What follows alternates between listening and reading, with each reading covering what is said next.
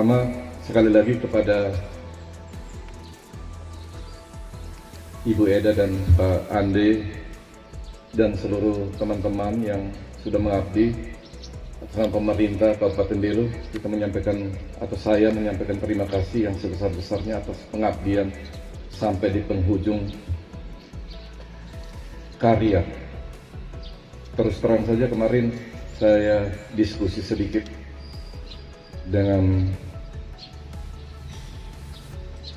Pak Sekda, dengan teman-teman yang mengurusi ASN di Kabupaten Belu ini, karena saya merasa bahwa dalam suatu pengabdian di penghujung kita harus memberikan penghargaan yang layak kepada siapapun yang sudah mengabdi di sini. Adalah penghormatan dan penghargaan kita terhadap karier yang luar biasa sampai mengakhiri ini. Oleh karena itu kepada Ibu Eda dan Pak Ande dari ASA dan teman-teman semua yang hari ini beberapa saat ke depan akan mengakhiri tugas dan pengabdian di Kabupaten Belu hari ini, walaupun hanya selembar kertas dan bukti dari pengabdian, tetapi ke depan kita akan memikirkan suatu penghargaan yang apabila dilihat dia mengenang dan sebagai rasa terima kasih Pemda terhadap siapapun yang sudah mengabdi di sini. Terima kasih. Yang kedua, terima kasih untuk respon cepat dari para OPD atau pimpinan OPD dan staf dan para camat, lurah yang sudah mendistribusikan air ya kepada saudara-saudara kita yang membutuhkan. Dan kemarin kita pantau juga berjalan, tentu dalam pelaksanaan akan ada kekurangan dan akan ada keluhan di mana-mana. Jadi diatur sebaik-baiknya, dipantau di lapangan. Karena kadang-kadang eksekusi di lapangan juga bisa menimbulkan masalah. Rebutan air, ada yang merasa diberikan, ada yang tidak. Oleh karena itu diatur dan dikontrol sampai ke lapangan. Siapa yang mengontrol kegiatan-kegiatan di lapangan. Sekali lagi, kita juga perhatikan daerah-daerah yang sulit yang mendapatkan air. Jadi mulailah dari daerah yang paling sulit.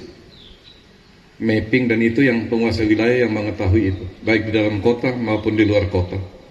Dan kita memenuhi kebutuhan dasar dahulu untuk mandi, makan, cuci, kebersihan dasar di kampung-kampung. Dan tentu tidak mungkin optimal, tetapi kebutuhan dasarnya dipenuhi dulu. Entah 1 minggu 2 kali distribusi dan lain-lain. Nah, karena kendaraan yang kita pakai adalah kendaraan operasional rutin, sehingga kebutuhan dari OPD-nya juga dipenuhi. Tetapi di luar itu semuanya diatur oleh tim yang sudah dibentuk atau OPD yang sudah ditunjuk untuk mengatasi itu. Yang berikut adalah perhatikan dampak dari kekeringan. Kemarin kita lewat di Jati, ada kebakaran juga. Kalau ada kebakaran begitu, pemadam dan lain-lain minimal mengamati. Walaupun di Jati kegiatan rutin atau kebakaran rutin, tetapi dia mengancam kendaraan yang lewat dan lain-lain, diberikan tanda di lapangan bahwa ada kebakaran di situ. Apakah mengatur lalu lintas di situ supaya jangan dekat api di situ?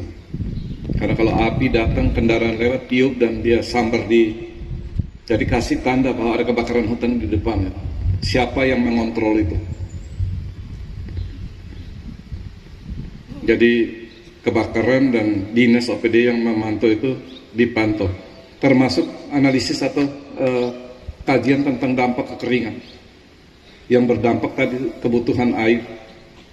Hitung sumber-sumber air kita di mana gitu. Kemarin saya sampai di Bakus Tulama, di sana debit airnya turun. Kita punya bendungan Otiklot juga turun.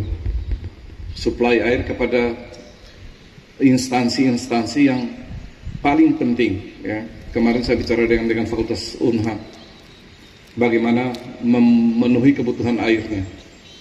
Sehingga kemarin tanpa melewati dinas, kita membantu 1 mobil tangki di sana. Hari ini akan kita koordinasi lebih lanjut untuk memenuhi kebutuhan di sana, karena di sana sudah ada tambahan orang. PDAM sebentar bertemu untuk hitung kembali dan memikirkan kembali air untuk kebutuhan di Unhan, karena dekan melaporkan kepada saya bahwa air kurang gitu. Padahal di sana ada siswa, ada macam-macam di sana, 575 orang di sana, belum tenaga-tenaga lainnya. Dan dampak kekeringan juga, Dinas Pertanian segera melakukan data di lapangan terhadap dampak ini. Ekonomi bekerja, beberapa harga, kelangkaan bahan pokok, jagung atau padi dan lain-lain, substitusi di lapangan seperti apa. Tiap minggu kalau bisa ada laporan dan sampai kepada meja pimpinan. Dan otomatis saya lihat walaupun sebagian sudah mulai balik tanah ya, mengantisipasi walaupun ada kemungkinan musim kemarau akan berkepanjangan, tetapi perhatikan olah lahan dan lain-lain untuk persiapan musim tanam yang pertama. Kalender tanam, apabila dia mundur bagaimana? Persiapan bibit, pupuk dan lain-lain untuk mengantisipasi musim tanam yang pertama terhadap kemungkinan tanam pada bulan November atau Oktober sampai Maret, distribusi pupuk dan seterusnya. PPL dan lain-lain yang di lapangan segera melakukan pendataan di lapangan. Dan hari ini di sebelah kanan kita dari Bapenda bersama teman-teman yang lain yang Bank Entity melakukan persiapan pembayaran pajak online ya. Jadi sesuai dengan jadwal hari ini seluruh ASN tanpa kecuali melakukan laporan pajak dan pembayaran pajaknya dengan sistem non tunai di sebelah kanan kita. Sesuai dengan jadwal semuanya di sana, dan ini kita akan pantau dan kita data betul.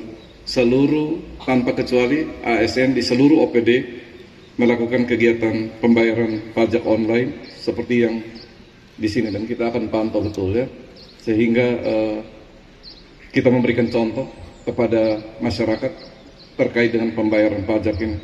Dan sekalian dengan itu pembaharuan tentang objek pajak, saya sudah omong dengan pertanahan untuk meningkatkan pendapatan dari objek pajak, termasuk penyesuaian objek pajak, data-data pajak, tanah yang dibangun dan lain-lain, reklasifikasi kita tindak lanjuti. Dan ini jam 8.30 kita melepas kembali Menteri Pertahanan untuk kembali ke Maluku ya. Kemarin di ruang transit Menteri Pertahanan sempat bicara beberapa saat dengan Bupati dan Forkompimda, termasuk dari Unhan dan pejabat-pejabat dari pusat. Salah satu yang kita sampaikan adalah tentang air di sini. Kementerian Pertahanan sementara mengerjakan bor air hampir di 100 titik di Nusa Tenggara Barat. Saya bilang, Pak, Nusa Tenggara Timur, Pak, termasuk Kabupaten Belu, Pak. Menteri memerintahkan bahwa dilakukan pendataan titik-titik air atau titik-titik yang berpotensi menghasilkan air di Kabupaten Belu, tentu dengan di kabupaten lainnya, Nusa Tenggara Timur. Tetapi saya pikir kita akan dulukan sehingga teman-teman yang memiliki atau teman-teman yang punya tupoksi untuk mengecek air, titik-titik air di Kabupaten Belu ini silakan melakukan deteksi. Saya kemarin bicara dengan Dekan Unhan, ternyata alat mereka punya ini sangat kuat ini. Jadi dia makin ketemu batu yang makin keras, dia punya kemampuan untuk menembus batu karang sekalipun dengan kedalaman yang luar biasa. Ya, saya sempat tanya ya kemarin dari Kementerian Pertahanan menganggarkan hampir berapa? 25 miliar ton lebih untuk daerah NTB dan sudah mencapai 100 titik. Ya, mudah-mudahan kita segera data, dan saya bilang saya akan laporkan ke Kementerian Pertahanan. Kita lakukan koordinasi di sini dan segerakan saja. Jadi kalau data begini harus cepat gitu. Jadi itu beberapa hal, dan terima kasih kepada seluruh masyarakat yang sudah menjaga kondusivitas. Sehingga kemarin, tadi malam kegiatan internal Kementerian Pertahanan dengan Universitas Pertahanan, dan hari ini Menteri akan meninggalkan Kabupaten Belu jam 8.30. Kita akan melepas di sana. Terima kasih kepada semuanya, terima kasih atas perhatiannya. Tuhan memberkati. Wassalamualaikum warahmatullahi wabarakatuh. Om Santi, Santi, Santi Om. Namo Buddhaya. Maro Magna Ita. Terima kasih.